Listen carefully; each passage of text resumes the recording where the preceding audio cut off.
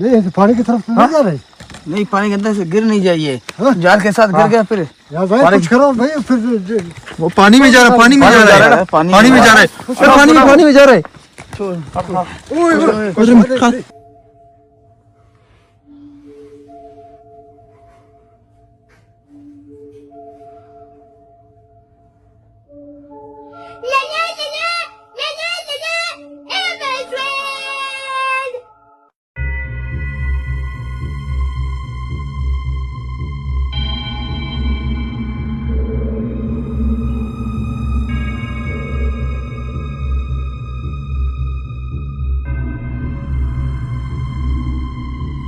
Did you know Granny was based on a true story? Tamara Samsonova, also known as Granny Ripper, held her son captive in her house. If he made any sound, she would brutally beat him with a bat, and on the 5th day, she killed him by hanging. Granny had 11 victims, including her husband and her grandson.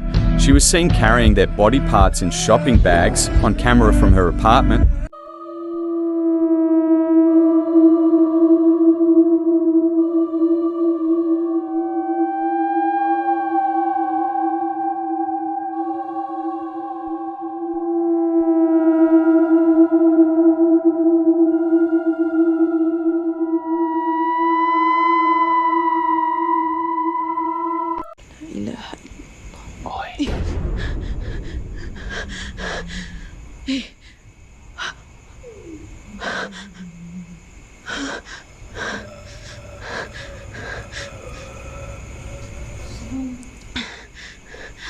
Assalamualaikum warahmatullah.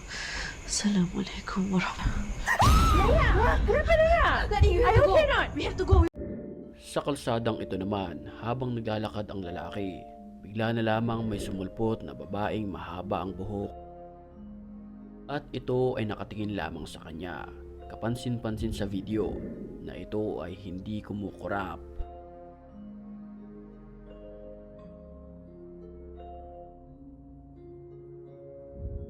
Sa bansang Japan naman, kakaiba ang A little boy here and a little boy there. Here a boy, there a boy, everywhere a boy, boy. Hello, Danny. I've been waiting for you. We've all been waiting for you.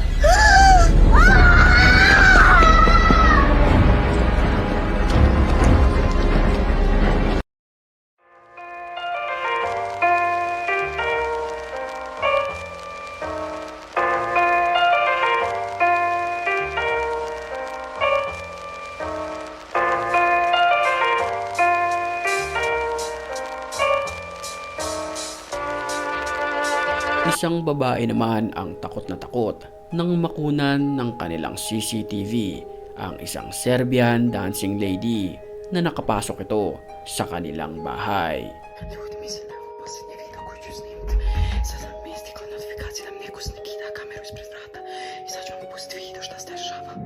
Mapapansin sa CCTV na ito na tila iika-ika ang Serbian dancing lady. Maya-maya lamang ay pumwesto na ito at sumayaw, sabay harap sa kamera.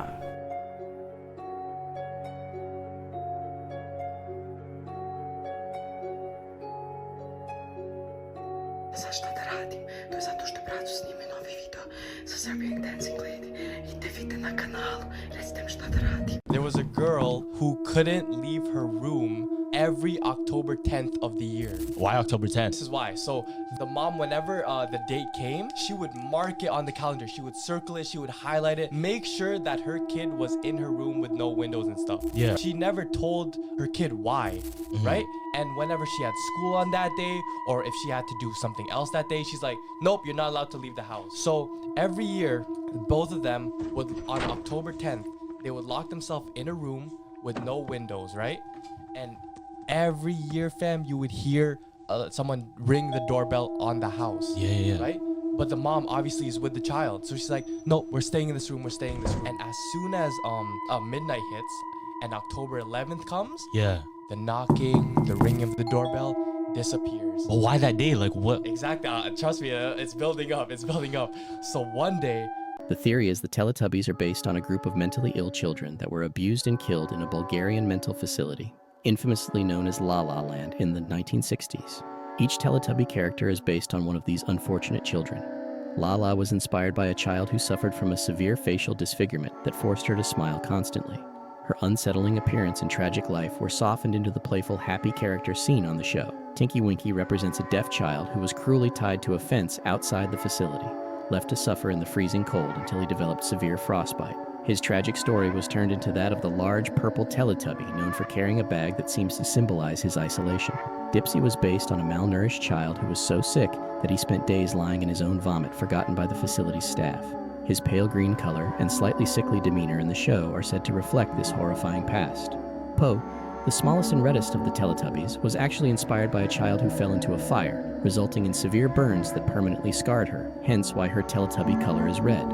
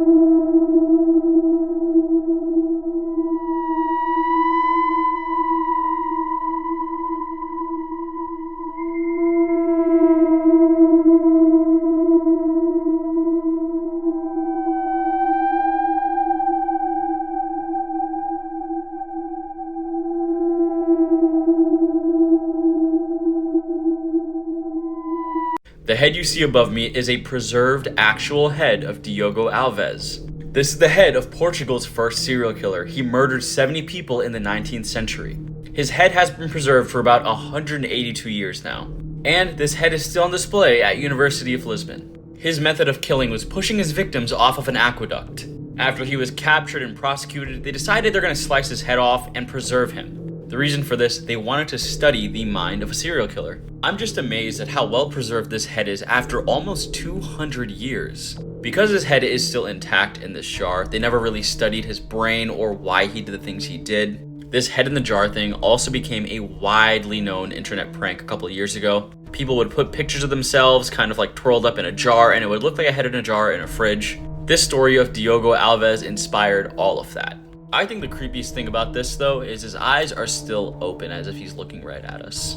Let me know what you guys think about evil Ed Sheeran in the comment section below. Super creepy stuff. How the movie Jeepers Creepers was based on a true story. Jeepers Creepers was released in 2001. The film's writer and director Victor Salva took inspiration from an incident in Michigan in 1990, which was documented in an episode of the TV show Unsolved Mysteries. The real-life event involved a married couple, Ray and Marie Thornton, who were on a road trip. They reported seeing a man disposing of what looked like a body wrapped in a sheet into a well behind an old schoolhouse. This is the actual schoolhouse where it all happened.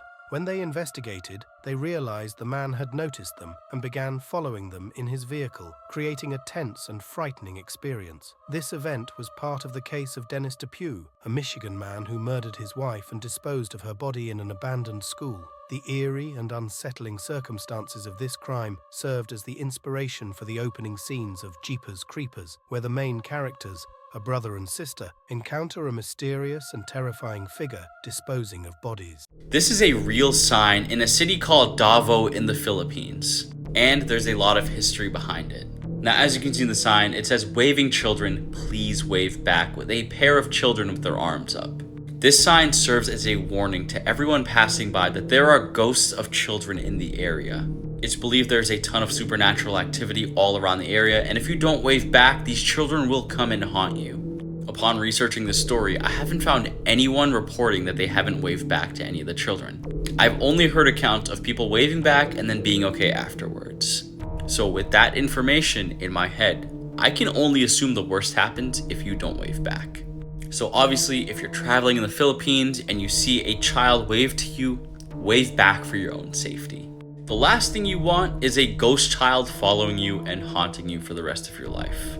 Let me know what you guys think about this. I also covered a video on the Aswang, which is another Filipino urban legend. Very scary stuff. Definitely go check that out. And if you have any suggestions, let me know.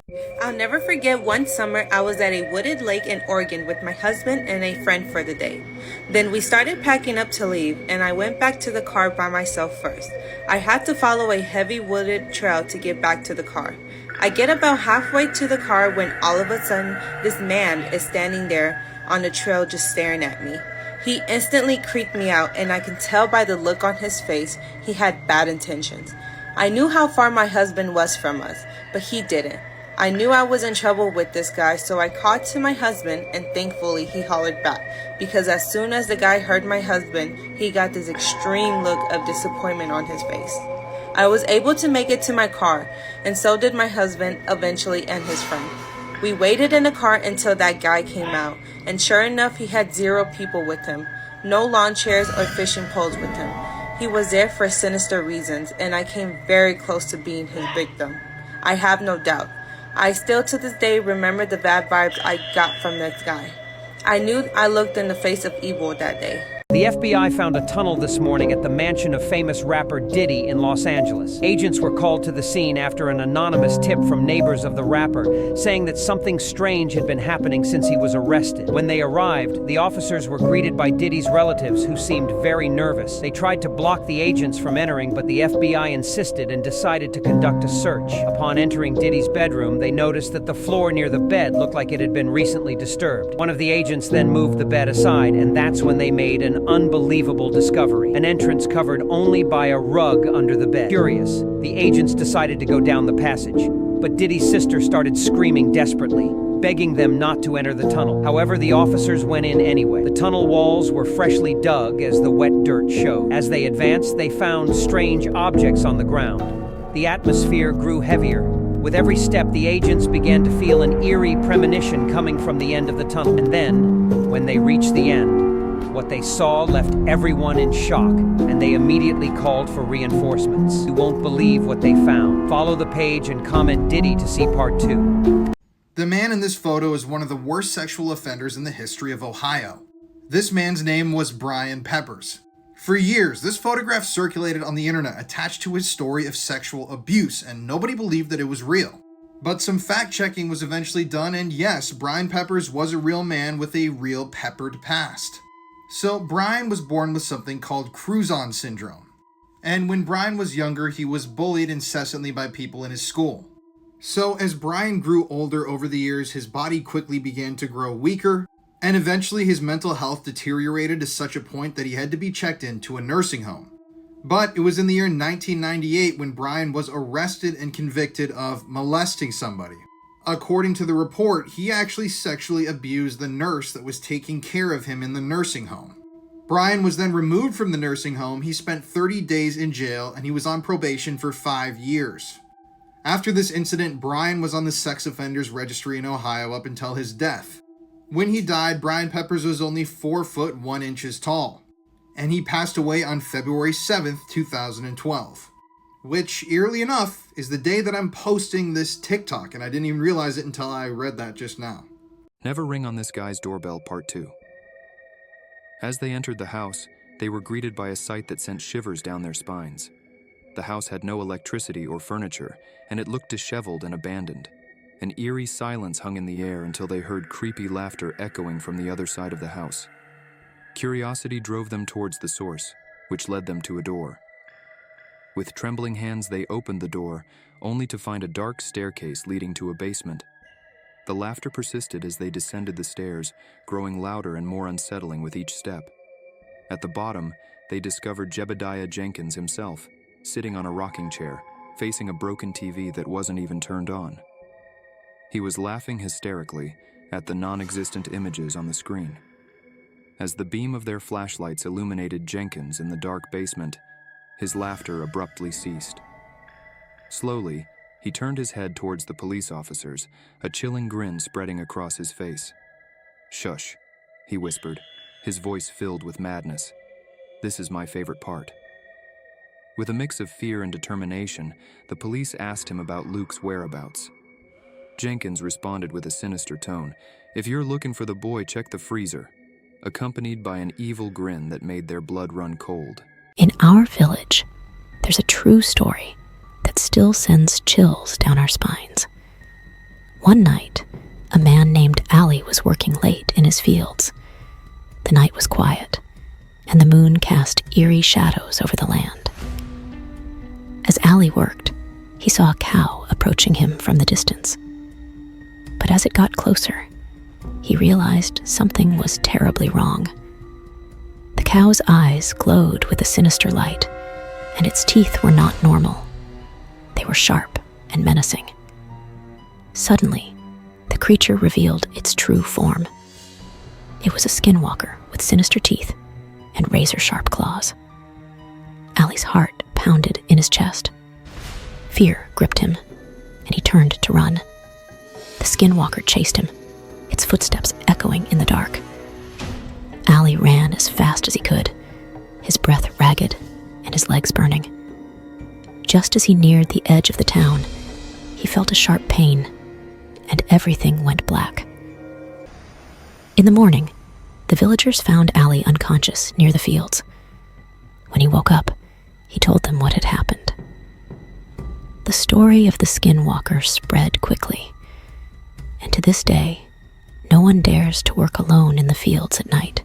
This circle deep in the heart of forest in North Carolina, called the Devil's Tramping Ground. It's like this eerie circle, about 40 feet wide, where nothing grows, just this creepy, barren ground. They say it's where the devil himself walks at night, like he's pacing around in there. So, one night, these friends, brave or maybe just curious, decide to camp right inside that circle. They're all excited at first, thinking it's just a spooky story, you know. But as the night goes on, things start to feel off. It's like the air around them gets colder, and everything gets super quiet, like too quiet. And then, out of nowhere, they start hearing footsteps circling around them, but there's no one there. Can you imagine? Shadows start moving all weird, and these strange whispers fill the air, like someone's talking in a language you can't understand. The friends, they try to leave, but they can't move. It's like something invisible is holding them down, keeping them stuck right there in that creepy circle. Panic sets in big time. Finally, they manage to break free, and they run as fast as they can out of that circle and into the safety of the woods. But when they look back, that circle, it's darker than the darkest night, and they swear they see these glowing red eyes staring right at them. After that, none of them ever go back there. People say, if you leave anything in that circle overnight, it just disappears by morning, like something spooky is moving it away. Guys, suggest me scary stories or comment your country so I can make a story. Guys, have you heard of true scary story of Manananggal? It's a very terrifying creature from Philippines. The Manananggal is a vampire-like monster that can separate its upper body from its lower body. With bat-like wings, it flies into the night in search of prey, especially pregnant women. Story goes like this. One dark and stormy night in a small village, A woman named Ailing Rosa was alone at home. Her husband had gone to the city, leaving her by herself. She was heavily pregnant and nearing her due date. As the wind howled outside, she heard a strange flapping noise. Nervous, Ailing Rosa checked all the windows and doors to make sure they were locked. Suddenly, she heard a scratching sound on the roof. Her heart pounded as she realized what it could be. The Manananggal was trying to get in. Quickly, she spread salt around the windows and placed garlic cloves near the doors. The flapping and scratching grew louder, and Ailing Rosa could hear the creature's eerie, shrill laughter. It tried to find a way in, but the salt and garlic kept it at bay. After what felt like hours, the first light of dawn appeared, and the Manananggal screeched in defeat, flying away to reattach to its lower body before sunrise. Shaken but safe, Ailing Rosa knew she had narrowly escaped the clutches of the terrifying Manananggal. How would you rate this story on a scale of 1 to 10? Share your rating in comments.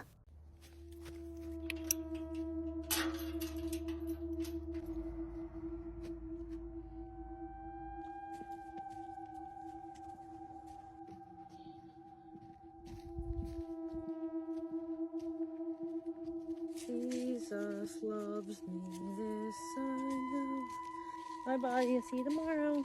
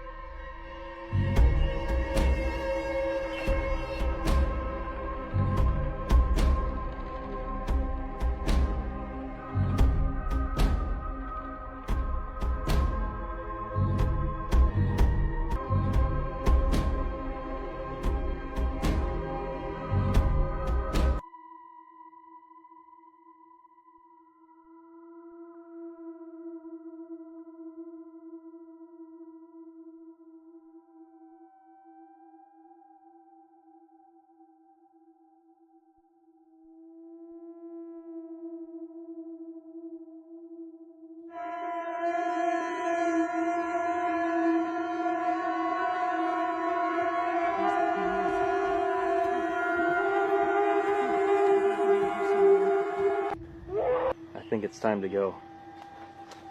Smart Schoolboy 9. Ένα από τα πιο καταραμένα account στο TikTok τη στιγμή που μιλάμε. Ό,τι και αν κάνετε, σας προτείνω να μην ψάξετε αυτή τη σελίδα στο TikTok. Αυτό πραγματικά είναι ένα από τα πιο creepy πράγματα που έχω δει εδώ και πάρα πολύ καιρό. Αυτός λοιπόν είναι ο David Walter, ένας 59χρονος άντρας. Είμαι σίγουρη ότι κάπου θα τον έχετε πετύχει. Και τώρα θα με ρωτήσετε τι ακριβώς είναι το Smart Schoolboy 9. Στην ουσία είναι ένα account στο Instagram το οποίο το έχει αυτός ο τύπος και παριστάνει ότι είναι ένα αγοράκι. Όπου εκεί έχει κάποιες πάρα πολύ creepy φωτογραφίες, δίνεται λες και πάει σχολείο και γενικά έχει ένα πάρα πολύ περίεργο μακιγιάζ στο πρόσωπό του. Το συγκεκριμένο account έχει διαγραφεί, αλλά έχει πάρα πολλά ακόμα, στα οποία είναι ακόμα ενεργός. Και για ακόμη μία φορά σας προειδοποιώ να μην πάτε να το δείτε γιατί είναι αρκετά creepy. Ο David λοιπόν έχει ένα θεματάκι με τα παιδιά. Έχουν καταγραφεί περίεργες του ενέργειες ακόμα και από το 90. Σε ένα βίντεο συγκεκριμένα φαίνεται να κυνηγάει ένα παιδάκι και να γελάει creepy πίσω από την κάμερα. Τι φάση. Και δεν είναι υπερβολή αυτή η φωτογραφία, έτσι ντύνεται και βάφεται κάθε φορά πριν βγει έξω. Και είναι 59 χρονών. Επίσης έχει ένα πολύ περίεργο κόλλημα με το κόκκινο κραγιόν και αυτές τις μπότες, καθώς εμφανίζει σχεδόν σε όλα του τα βίντεο με διαφορετικές μορφές. Και κάνει edit άκυρα παιδάκια με αυτή την μούρη και τα ανεβάζει σε post. Αν αυτό δεν είναι το πιο creepy έχετε δει, δεν ξέρω τι είναι. Η αστυνομία αυτή τη στιγμή που μιλάμε προσπαθεί να τον εντοπίσει και γενικά δουλεύει σε αυτή την υπόθεση όσο μπορεί, γιατί κανένα από τα στοιχεία δεν βγάζει απόλυτος νόημα. Έχουν βρει πάντως ότι κατά πάσα πιθανότητα ζει στην Αγγλία και συγκεκριμένα στο Λονδίνο. Άρα είναι μακριά μας. Προς το παρόν. Φαντάσου λίγο να περπατάς το βράδυ και να βλέπεις αυτό μπροστά σου. Έτσι είναι χωρίς μακιγιάζ. Προς το παρόν λοιπόν αναμένουμε να μάθουμε νέα για αυτή την υπόθεση. Πραγματικά νιώθω ότι θα με στοιχιώνει στον ύπνο με αυτό το πράγμα. Τι θα κάνατε αν το βλέπατε ξαφνικά μπροστά σας?